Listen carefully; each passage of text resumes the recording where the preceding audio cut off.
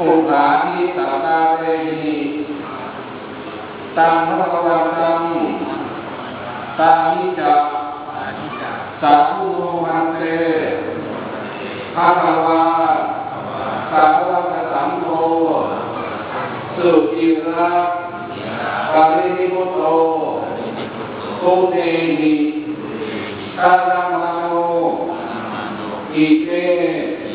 สักการเรทุกตาปนาการภูเตปฏิปันหาตุ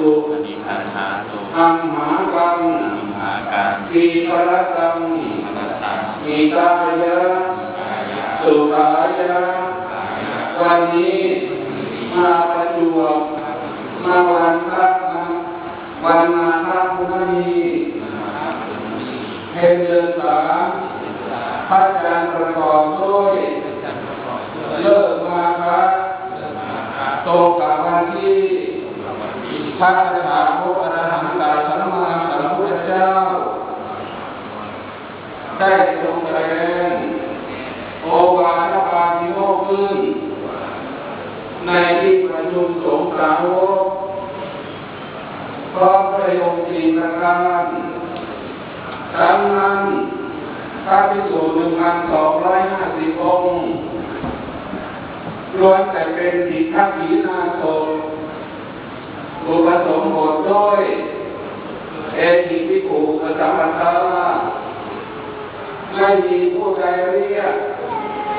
มาประชุมกันสำนักพระผู้มีพระภาคณเวรุวนารามเวลาตรังลายในวันมาฆบุญมีและสมเด็จพระผู้มีพระภาคเจ้าได้ทรงทำวิสุทธะอุโบสถทรงแสดงโอวาทปาติโมกข์ขึ้นณที่ประชุมนั้นการประชุมสงฆ์สาวกพร้อมด้วยองค์สี่ของพระผู้มีพระภาคเจ้าได้มีครั้งเดียวเท่านั้นพระภิกษุ 1,250 องค์ล้วนแต่เป็นภิกขุถีนาสงฆ์วันนี้เราทั้งหลายมาประจวบมาฆบุญมีนักจักรสมัยซึ่งท้ายตะวันจตุรงคสันนิบาตนั้นแล้วมารำลึกนึกถึงพระผู้มีพระภาคแม้ปรินิพพานนานมาแล้วจะเคารพบูชาพระผู้มีพระภาค